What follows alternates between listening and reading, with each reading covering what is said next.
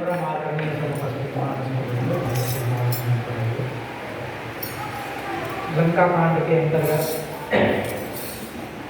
आप प्रसंग सुन रहे हैं कि हनुमान जी की मुक्ति लेने के लिए लक्ष्मण की प्राण रक्षा के लिए चले तो रास्ते में विघ्न उपस्थित हुए।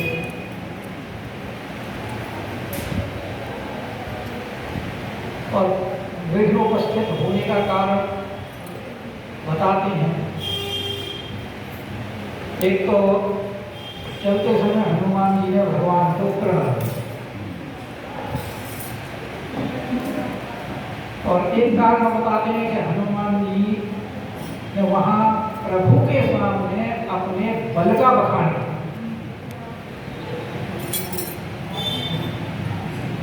कि जितनी देर में कढ़ाई की गर्म उबलते तेल में आप सरसों के दाने डालते हो, जितनी देर में वो चटकते हैं, इतनी देर में मैं लेकर के आ गया।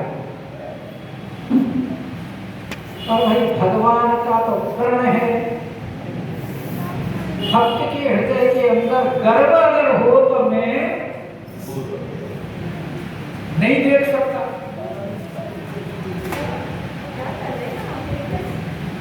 तो भगवान ने कहा ठीक है, तुम इतनी त्वरा दिखा रहे हो, कितनी जल्दी आ गए।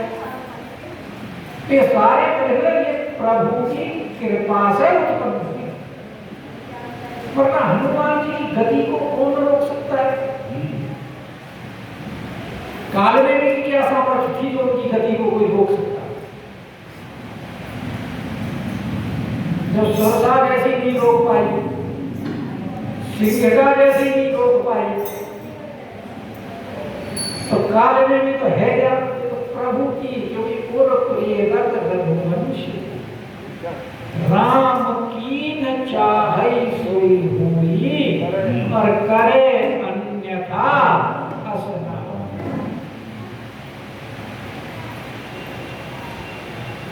एक राम जी जब विलाप कर रहे थे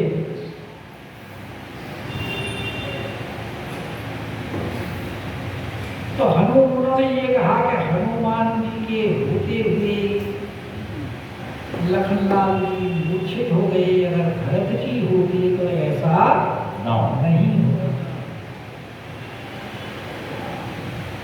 तो संत लोग कहते हैं हनुमान जी के हृदय में भरत जी के बल देखने की इच्छा, उनकी परीक्षा और हनुमान नाटक में कहा है कि हनुमान जी से, क्योंकि भगवान तो हृदय की जान गए हनुमान जी की, तो फिर उनके लिए ऐसा संयोग भी बनाना है। तो बोले भाई वापसी में आओगे तो थोड़े अयोध्या के समाचार लेते आना।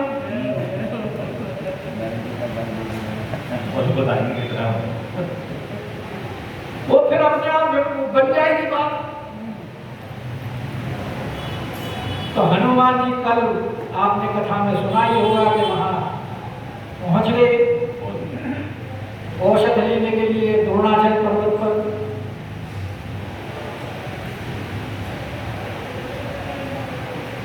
और वहां उनको औषध का पता नहीं लगा, क्योंकि औषधियों ने जान लिया दिव्य औषधि है, तो दिव्य औषधियों का दिव्य प्रभाव है, और उस दिव्य प्रभाव से जान लिया कि ये हमको लेने आया है, इसलिए वो सारी छुप गई। अब हनुमान जी देख रहे हैं कि जो उन्होंने औषध की पहचान बताई थी वो तो यहाँ दिखाई नहीं दे रही। कि देखा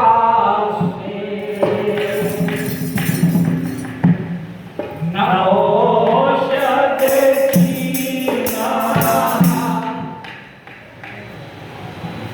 कुछ लोग ये कहते हैं कि रावण ने उसको द्रोणाचल पर्वत को आदेश दे दिया।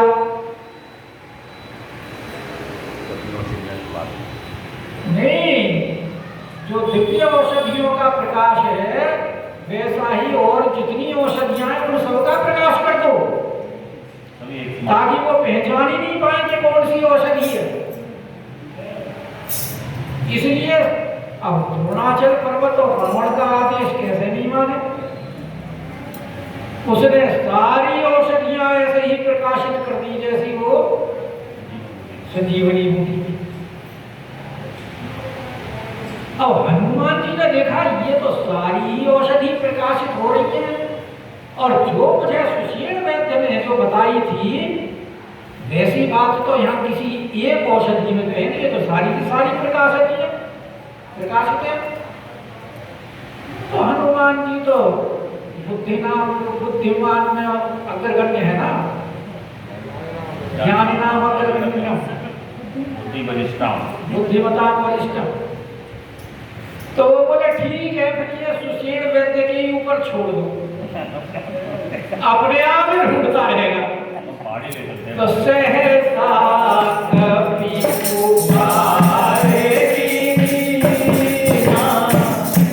हनुमान जी ने वो पहाड़ी उखाड़ लिया। क्या एक आध क्या सारी ले आज मैं क्यों अपनी सिर खपाई करूँ, इतना टाइम लगाऊं? वो वैद्य जी अपने आप ढूंढ लेंगे, उन्हें पता है भाई अपने आप ढूंढ लेंगे। और उन्होंने पर्वत को पकड़ा, उखाड़ करके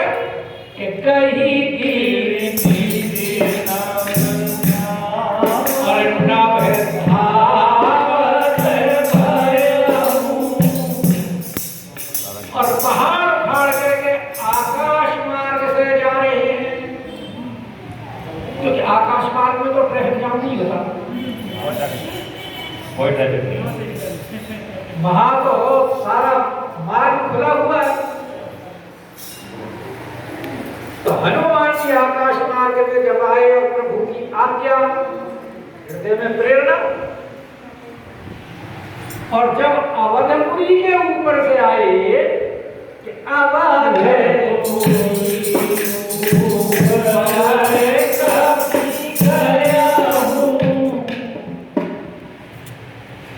वरना तो हनुमान जी जब गए थे तब तो अवधपुरी के लिए नहीं कहा, गोसाई जी ने उधर से गए थे, वो दूसरा रास्ता था। आए तो उधर से आए, क्योंकउनके भी तो हृदय में था ना, देखे भाई भरत जी के बारे में प्रभु ऐसी बात कह रहे हैं।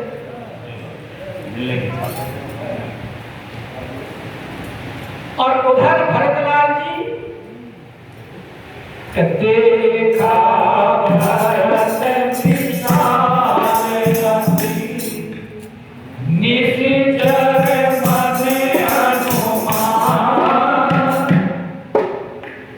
भरतलाल जी देख रहे हैं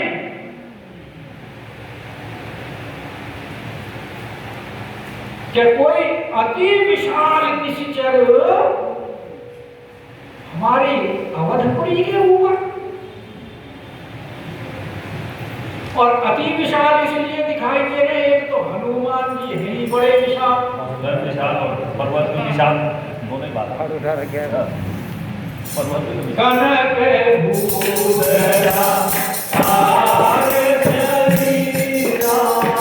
तो वैसे ही उनका पर्वत के समान शरीर है, भूतला का, और फिर पर्वत भी पूरा का पूरा उखाड़ा हुआ है।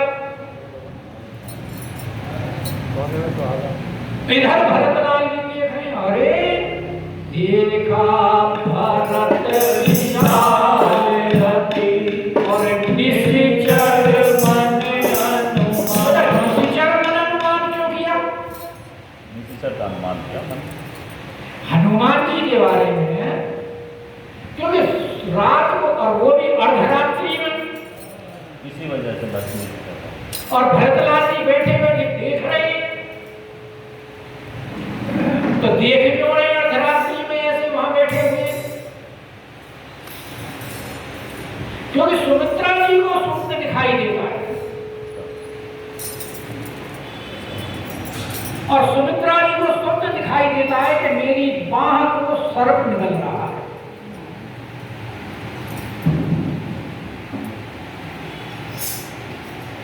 तो सुमित्रा जी कौशल्या जी को स्वप्न के बारे में बता कि मुझे ऐसे ऐसे स्वप्न दिखाई,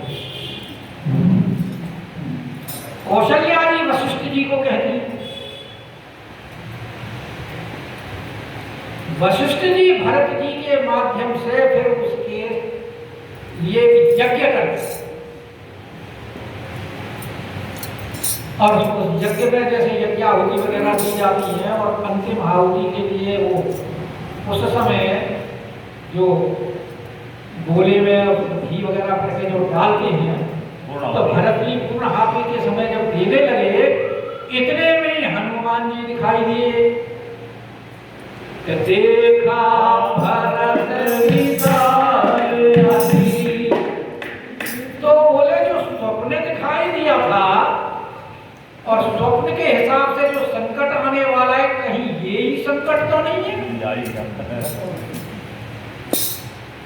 उन्होंने समझा कि यही कोई निश्चय है जो हमारी अयोध्यापुरी के ऊपर आक्रमण करके इसे नष्ट करना चाहता है। इसीलिए भरतलाल जी ने निश्चय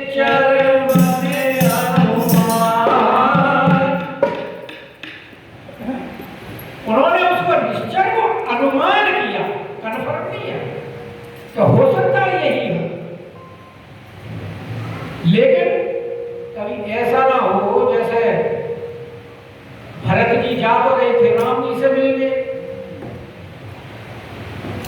निषाद राज में सोचा कि आक्रमण करने जा रहे हैं, वो भी मन में अनुमान कर रहा था यही बात, और उसने सारे तैयार कर लिए अपने बंधु बांधव युद्ध के लिए। लेकिन तभी ठीक होने से किसी वृद्ध ने किया कि भाई जल्दबाजी में कोई काम मत करो। तो भरतलाल जी नहीं बोले हो सकता है अनुमान ठीक भी हो ना भी हो, इसीलिए बिनु पर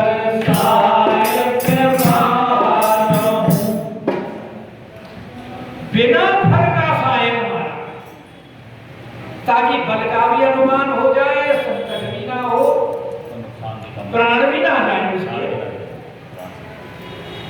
जैसे राम जी ने बिनु फल सायन मारीच को मारा था और मारीच को भी बाण का अनुमान हो गया था कि राम जी का कितना बल है। और जब रावण आया था तो उसको यही बताया था मारीच ने कि भाई वो बिना फल के सायक से तो मेरी ऐसी दुर्दशा है कि आज तक भाई मामा कीट भृंग की दाई।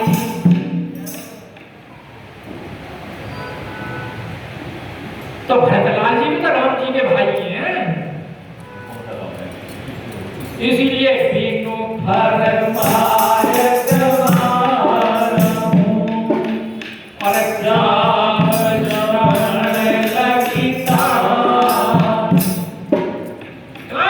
खींच करके जो बिना फल का बाण मारा, तो बाण लगा हनुमान और उस बाण के प्रभाव से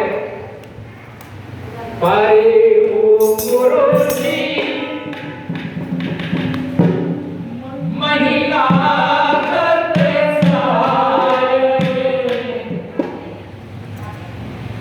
हनुमान जी ने जब बाण लगा तो हनुमान जी बाण के लगते ही मूर्छित और पृथ्वी पर गिर गए। लेकिन उस समय एक बड़ा सुंदर काम, हनुमान जी को जब बाण लगा तो उनको इतनी व्याकुलता हुई, बोले ये तो हमारी मरणासन्न अवस्था है। और मरणासन्न अवस्था में किसको स्मरण करना चाहिए?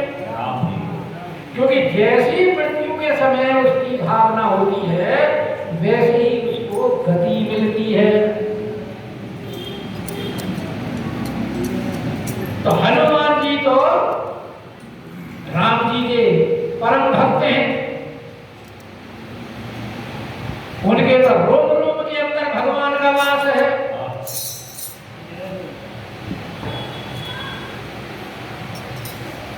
और जैसे ही उनके बाण लगा व्याकुल अवस्था हुई, अब समझ लिया कि हम कर रहे हैं, तो उन्होंने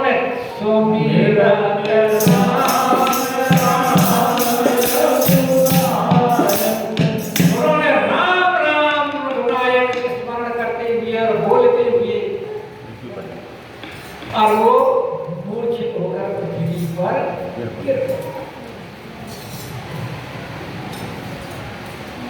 जैसे ही हनुमान जी राम राम सुमरण करते हुए पृथ्वी गिर हैं, तो राम राम रघुनायक का जो ध्वनि थी तो भरतलाल जी के कान में पड़ी। और भरतलाल जी ने जब राम राम रघुनायक का ध्वनि सुनी कि सुनी प्रिय वचन, और ये तो भरतलाल जी के सबसे प्रिय वचन है, क्योंकि हनुमान जी ने भरतलाल जी की अवस्था जब युद्ध समाप्त होकर के पुष्पक विमान से भगवान आए हैं और हनुमान जी को कहा है कि भाई भरत जी को जाकर के समाचार दो, कहीं ऐसा ना हो मेरे वियोग में भरत जी प्राण त्याग दें। तो उस समय हनुमान जी ने भरत जी की क्या अवस्था देखी है? उत्तरकांड का नंबर 1 दोहा देखो।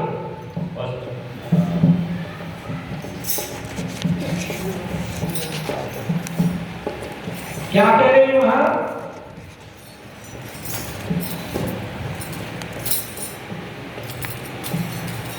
कि बैठे देखी कुशासन, जटा मुकुट पे सदा। हनुमान जी क्या देख रहे हैं वहां? कि कुशासन पर बैठे हुए हैं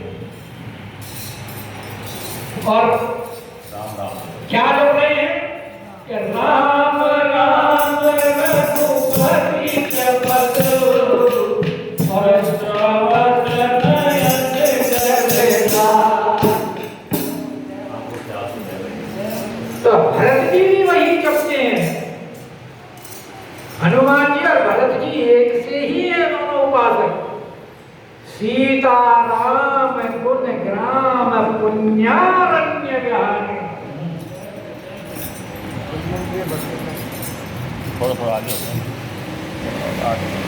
तो जब हनुमान जी के मुंह से उच्चारण सुना राम राम रघुनायक का, तो सुनी प्रिय वचन,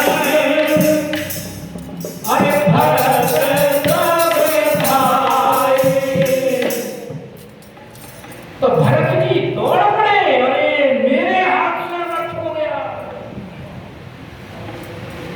भगवत भागवत के प्रति अपराध, ये तो बहुत दुरूह कार्य हो गया। और जितनी शीघ्रता उनसे हो सकती थी उतनी ही शीघ्रता से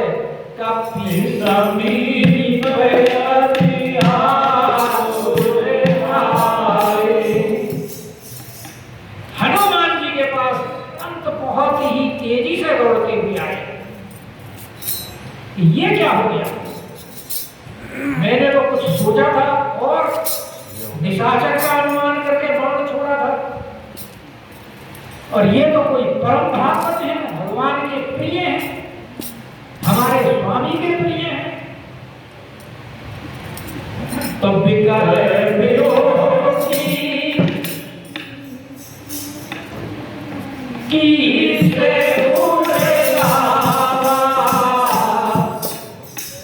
और जो भगवान का उच्चारण अपने मुंह से करता हो, भरत जी तो उसे अपने प्राणों से ही ज्यादा प्यारा समझते हैं। निषादराज के लिए भरत यही तो बताया था भरत जी को कि ये राम जी के मित्र हैं, और तुरंत उन्होंने रथ छोड़ करके उसको हृदय से लगाया।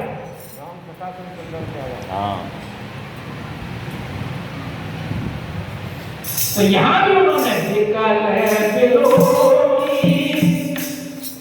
कि जो भगवान का नाम का उच्चारण कर रहा है वो तो भगवान का परम भक्त है और मेरा बड़ा प्रिय है। तो की से हनुमान जी को हृदय से लगा दिया। अरे जागत नहीं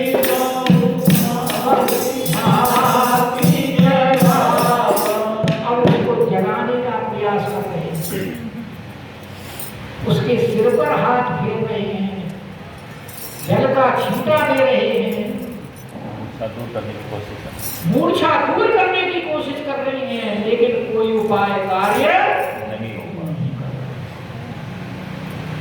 जागत नहीं तो भगवान जगा। अब जब प्रयास कर करके हारे तो हृदय में बड़ा दुख, और हृदय में दुख होने से उनका चेहरा उतर गया कि मुखमणि में चेहरा उतर गया और मन में बहुत दुख हुआ कि मुखमणि में मन भरे दुखारी, और कहते वचन हरि लोचन वारी, और आंखों से उनकी अश्रुपात हो रहा है। तन मन वचन सबसे वो अपने बहुत दुखी हो रहे हैं, हृदय से, मन से, तन से, वचन से, और कह रहे हैं भगवान से प्रार्थना करते हुए कि जिरहि में विराम मुख मोहि कीना, अरते ही पुण्य दारुण दुख दीना। अब विधाता को कह रहे हैं कि जेहि विधि राम विमुख मोहि, और तेरी पुनि, पुनि का मतलब दोबारा। पहले विधि ने किसके माध्यम से किया कि एक ही सरस्वती के माध्यम से मंथरा की बुद्धि फेर करके केकई को वर्ग लाया,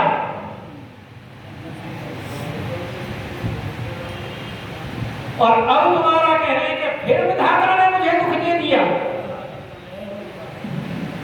कि जेहि विधि राम विमुख मोहि कीना, और तेहि पुण्य दारुण दुख दीना। अब फिर भगवान के प्यारे भक्त का मेरे हाथ से दोबारा अपराध करवा दिया। कितना बड़ा दारुण दुख है ये,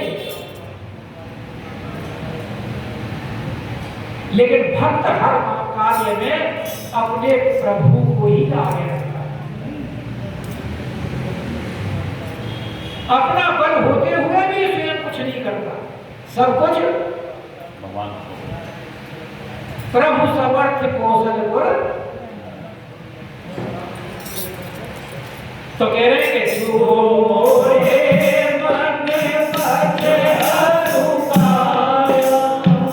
कि अगर मैं मन से, वचन से, शरीर से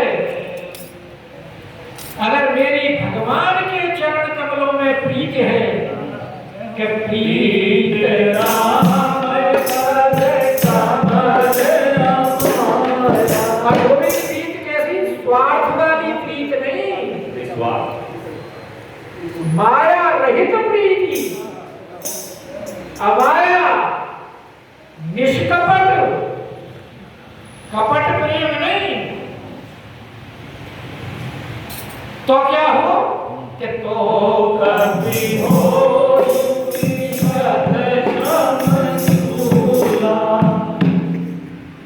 तो ये जो कभी खड़े हैं इनकी मूर्छा दूर हो जाए, ये श्रम रहित हो जाए, इनकी थकावट और पीड़ा हर ली जाए। कब? अगर मेरे हृदय में मैं तन और वचन से अगर भगवान के चरण कमल में मेरी प्रीति है, और जो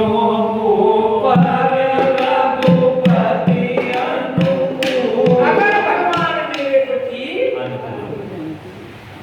ये भक्त का विश्वास है, क्योंकि भगवान तो कभी अपने शत्रु के भी प्रतिकूल नहीं होते, तो अपने भक्त के प्रतिकूल कैसे हो जाएंगे? लेकिन ये भक्त के ही हृदय में विश्वास होता है,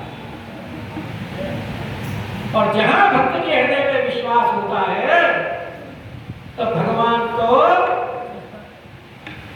वहीं उपस्थित रहते हैं। मेरे भक्त जहां मेरा चिंतन मनन और स्मरण और कीर्तन करते हैं, मैं तो वहीं विद्यमान रहता हूं। नाहं वसामि वैकुंठे योगिना नाम हृदयक्षणे मद भक्ता यत्र गायन्ते तत्र तिष्ठामि भारत। और यहाँ भरत जी के हृदय में भाव उत्पन्न हुआ है। उधर राघवेंद्र सरकार में कि सुनते वचन उठी बैठे गंभीरता। जैसे ही इन्होंने ये वाक्य उच्चारण किए भरतलाल जी ने, वह हनुमान जी सुन लिए।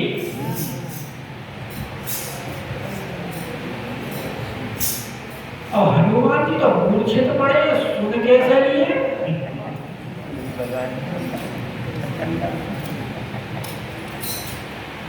कि सुनते वचन, अभी तक तो जगाने जग नहीं रहे, जग जागत नहीं बहु भांति जगावा।